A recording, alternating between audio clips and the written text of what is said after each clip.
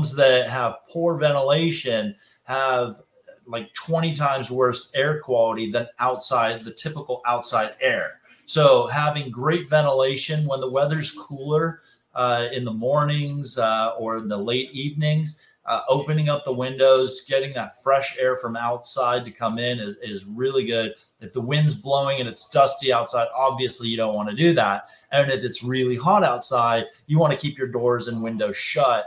And when that's happening, we're relying on our air conditioner system, our filtration, and our duct system to filter out as much of the germs, bacteria, dust, everything else that gets into our air and ends up going into our bodies and we breathe. So we want to take a look at our duct system. Our duct system is the distribution area of our air conditioning system. And if the duct system is dirty, it's going to carry that dirt